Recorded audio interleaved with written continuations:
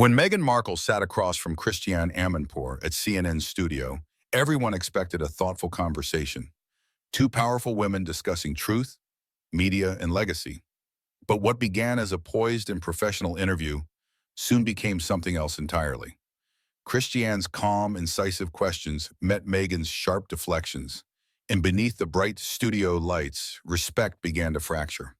By the time the cameras stopped rolling, one of them would walk away furious, and the other would walk away applauded.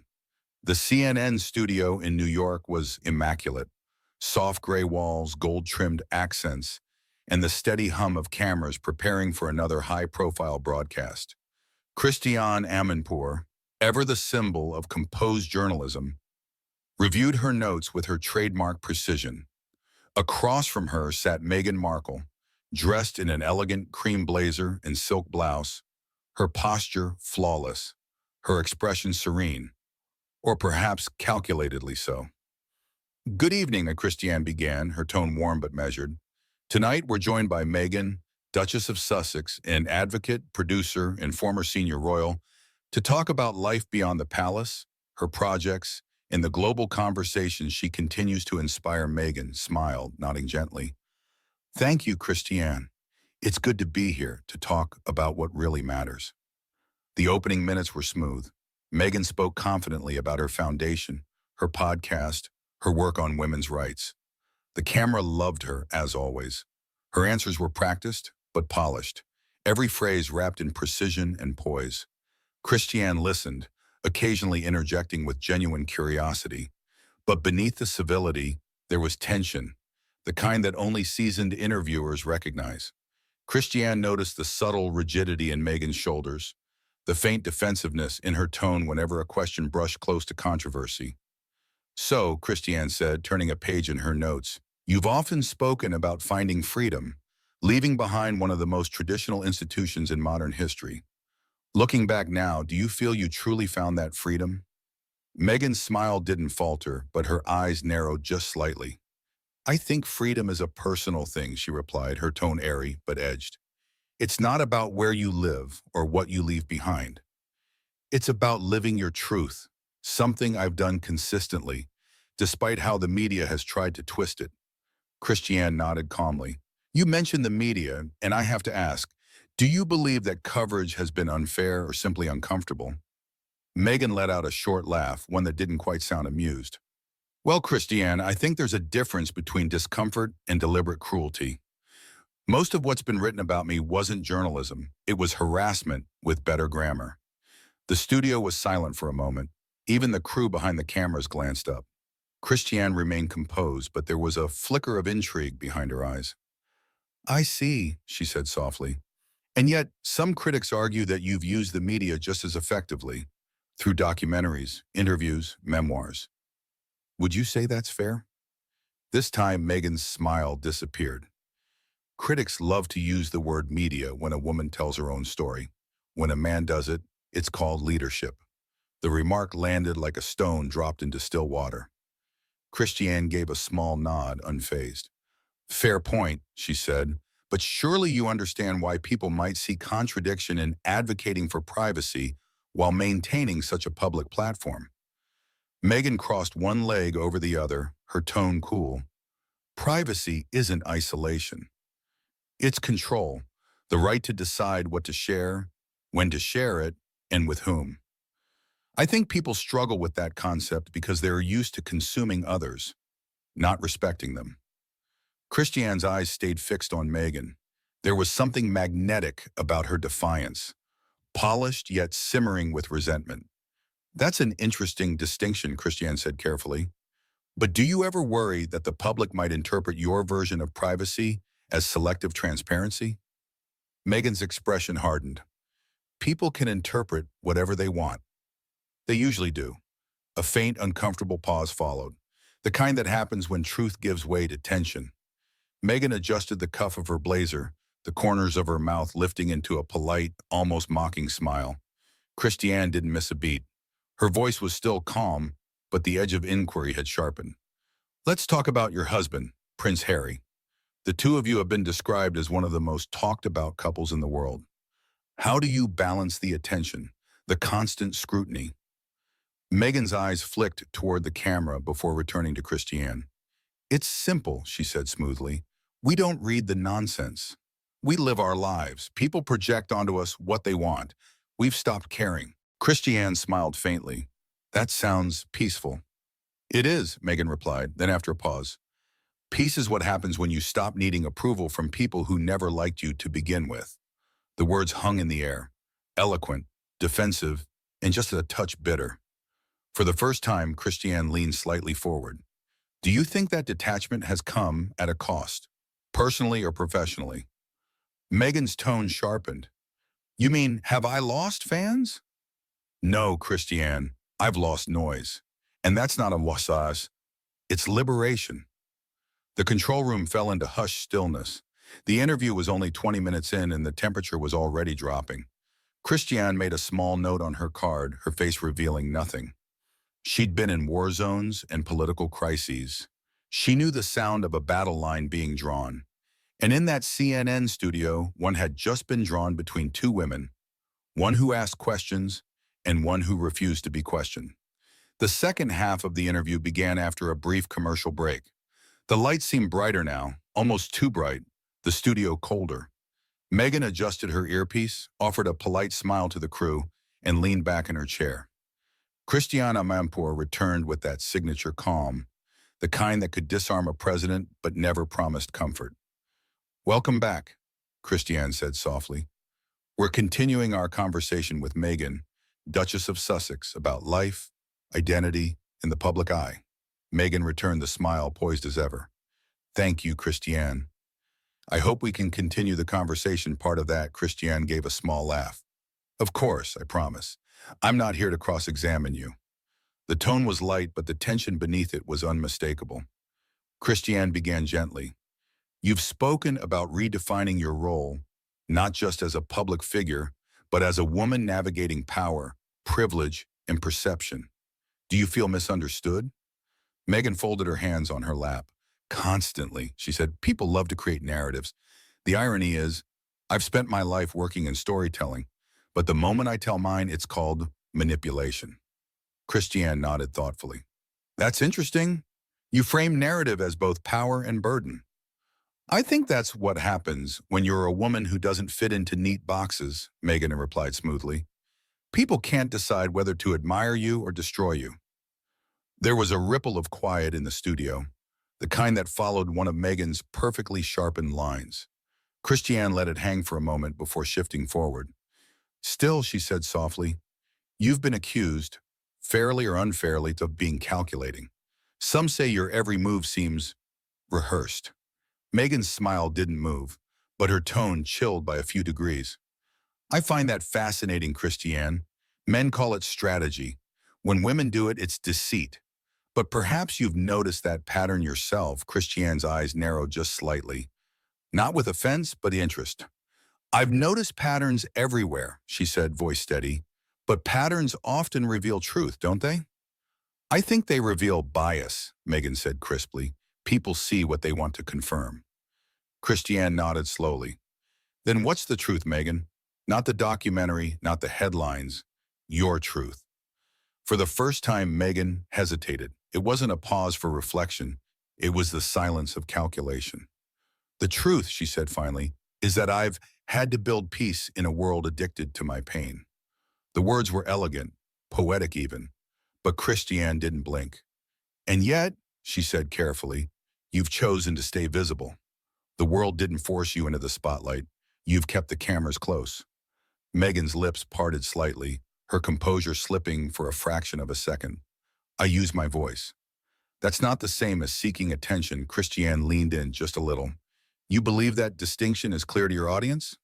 I don't owe clarity to people committed to misunderstanding me. Meghan shot back. There it was, the first crack. Meghan's tone was still calm, but her control had started to fray. Christiane, ever composed, pressed on gently, her words precise and surgical. Let's talk about your time in the UK, she said. You've spoken about feeling unsupported, even unsafe. But critics, especially within Britain, argue that the monarchy gave you one of the biggest global platforms in modern history. How do you respond to that? Meghan's eyes flickered. She didn't like the phrasing. That's an interesting way to frame it, she said, as though opportunity erases harm. That's like saying a woman can't speak about harassment if she got promoted. Christiane tilted her head slightly. So you view your experience as systemic mistreatment? I view it as survival, Meghan said. You can decorate a cage all you want. It's still a cage.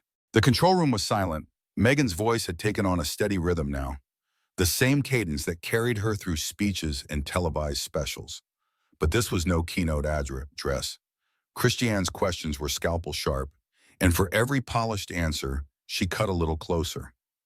You mentioned before that freedom is control, Christiane said. But isn't control just another kind of confinement? Meghan's smile vanished completely. No, she said, firm now. Control is dignity. And I refuse to apologize for having mine. Christiane nodded, scribbling a quick note. Let's talk about dignity, then. You've built a platform on compassion, empathy, empowerment, yet some former staff members, and even colleagues, have described your leadership style as difficult. The air froze, Meghan's eyes narrowed. Difficult? Christiane's tone stayed even. Yes, demanding, cold, unyielding. Those were the words used. Meghan let out a short, incredulous laugh. And I assume they're all anonymous? Christiane hesitated for just a second, enough for Meghan to seize on it. There's always someone hiding behind a source, Meghan continued, her voice growing colder. You'd think after decades in journalism, you'd know better than to quote gossip. Christiane smiled faintly, a professional smile. Anonymous or not, perception often tells its own story. Then perhaps you should ask why powerful women are always described as difficult when they refuse to be controlled. Meghan snapped. If I were a man, you'd call me decisive. Christiane didn't flinch. Some might, she said softly. Others might just call it arrogance. A hush fell over the studio. Even the air conditioner seemed to stop. Meghan blinked once, twice, her composure cracking visibly for the first time. I beg your pardon, she asked, her voice icy. Christiane set her pen down. You speak about compassion, yet dismiss every question that challenges you as bias or gossip. Confidence and condescension can look similar on camera, Meghan. The difference is how people leave feeling afterward. Meghan's face tightened. I didn't come here to be insulted. And I didn't come here to be rehearsed, Christiane replied. You're eloquent, but the world isn't looking for another performance. They're looking for sincerity. For a moment, the only sound in the studio was the faint hum of the lights. Meghan's hands clenched subtly on her lap. When she spoke again, her tone was lower, controlled, but sharp enough to cut glass. Sincerity doesn't need your approval, she said. No, Christiane agreed quietly, but accountability does. The red tally light on the main camera glowed brighter than ever.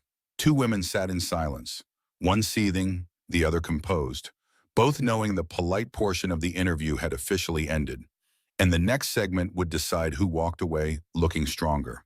The third segment began with a subtle shift in energy. The studio's lights seemed harsher now, the hum of the equipment louder than before. Meghan sat perfectly still, her hands folded, expression poised, yet her eyes told a different story. They were cold, calculating, expectant. Christiane Amanpour returned from the break with the same unshakable professionalism that had carried her through interviews with presidents and revolutionaries alike. Welcome back, she began softly.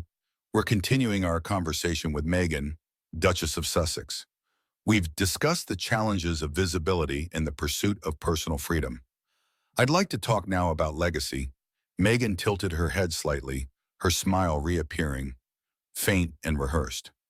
Legacy, she repeated. That's always the word people use when they're trying to define someone else's life, isn't it?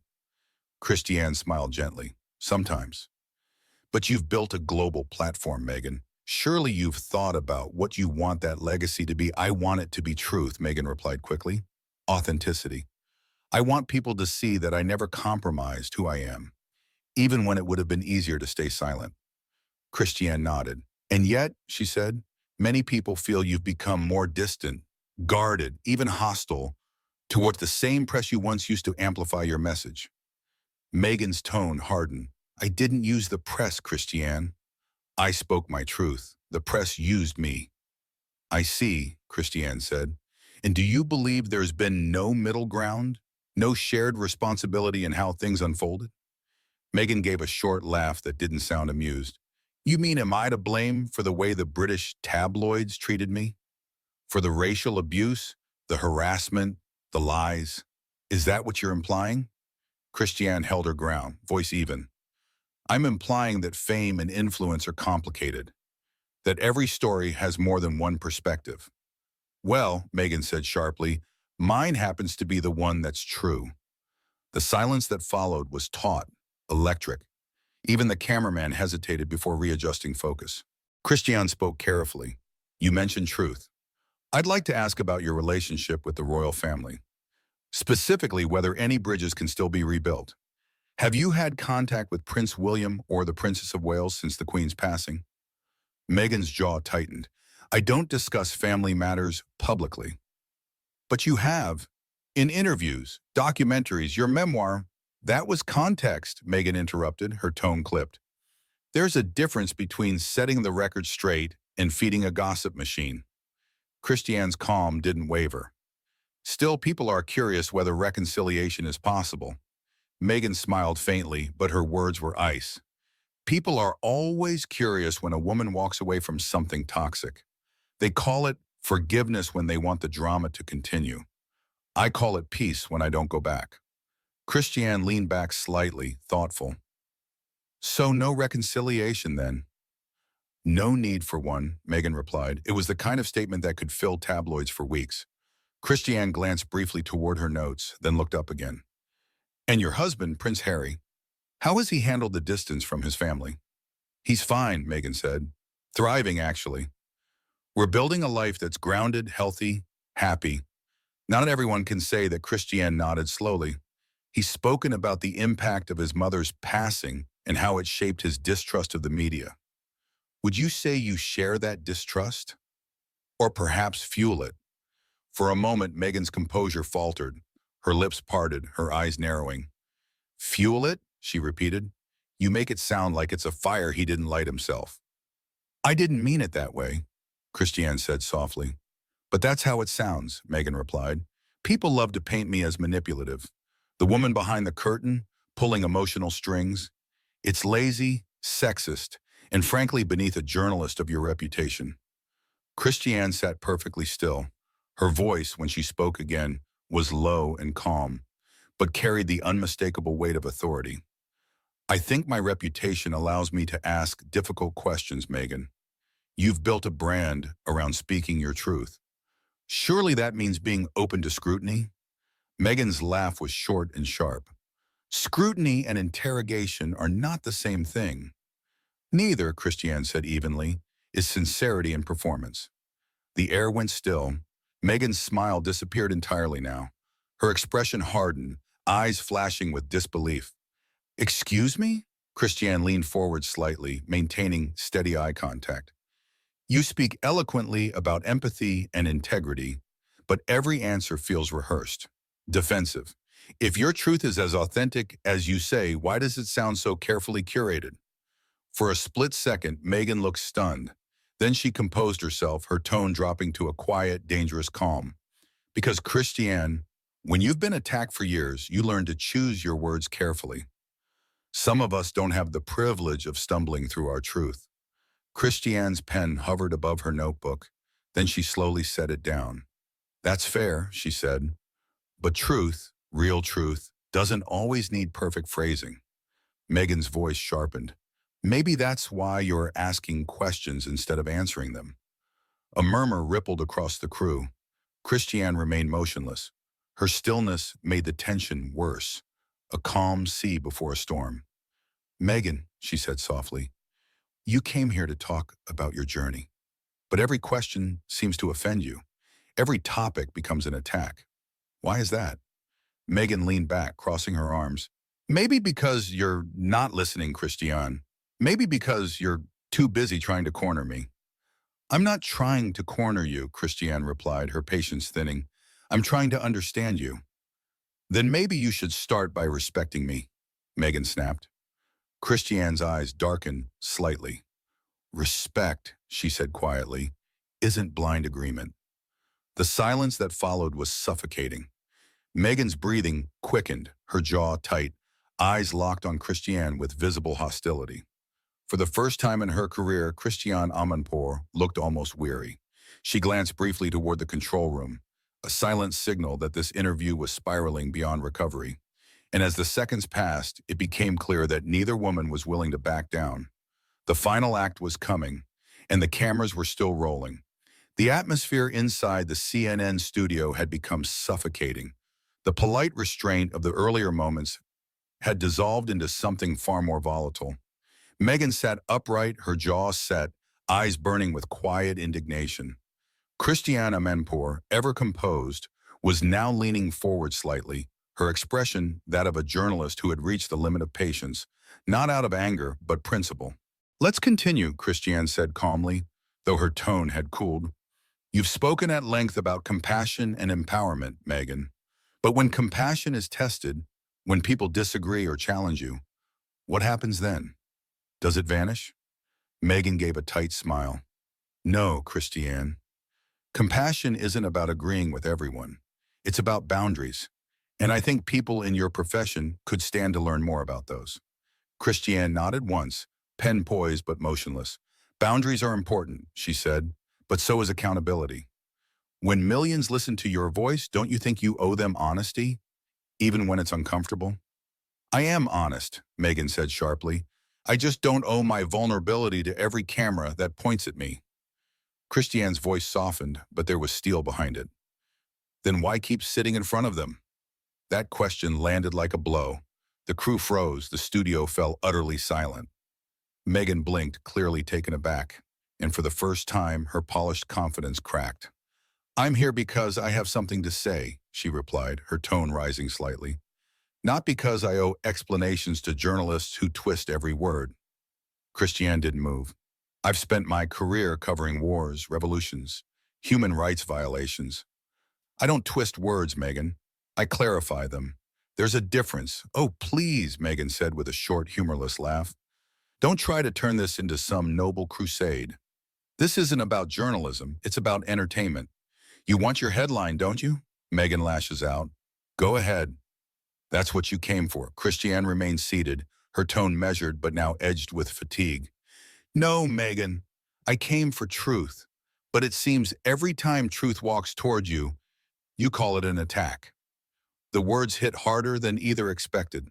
Meghan's lips parted slightly, her eyes flashed. "How dare you?" she said quietly. "You don't know what I've lived through." "You're right," Christiane said softly. "I don't. But I've interviewed people who've survived far worse, and they did so without weaponizing their pain." That did it. Meghan's composure shattered. "Weaponizing," she repeated, her voice rising. "Do you have any idea what it's like to have your every move dissected, your motives questioned, your existence turned into gossip?" "I do," Christiane replied. "It's called public life. It comes with power, and power comes with scrutiny." "That's not oppression, Meghan. That's consequence." The silence that followed was like a storm holding its breath. Meghan's knuckles tightened around the armrest. She took a slow breath through her nose and stood up abruptly. "I don't need to sit here and be lectured by someone who thinks empathy is a debate tactic," she said. Christiane stayed seated, her voice calm, deliberate. "No one's lecturing you. But perhaps for once someone's not afraid to tell you what others won't, that not every disagreement is cruelty, and not every question is an attack."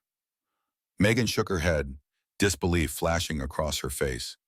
"You know what, Christiane? I expected better, but clearly this isn't a conversation, it's an ambush." She reached for her lapel mic and unclipped it with a sharp motion. The sound of the static in her microphone filled the studio. Christiane folded her hands on the table, her composure unshaken. "If you walk away now," she said quietly, "that tells the world more than any answer could." Meghan froze for a moment, a flicker of hesitation in her eyes, then turned sharply toward the exit. Her heels struck the floor with crisp precision, echoing through the empty set. The doors closed behind her, leaving an almost tangible silence. The crew looked to Christiane, unsure whether to cut to black or continue rolling. Christiane exhaled slowly, then straightened her notes. She looked directly into the main camera. To our viewers, she began softly, I want to say that sometimes conversations don't go the way we intend. But that's the nature of truth. It's uncomfortable, it's imperfect, and it doesn't wait for permission. Her voice steadied, her eyes calm but weary. What you just saw wasn't about winning or losing. It was about the cost of living in a world where honesty and image collide. We thank our guest for her time. The red tally light faded to black. The crew exhaled collectively.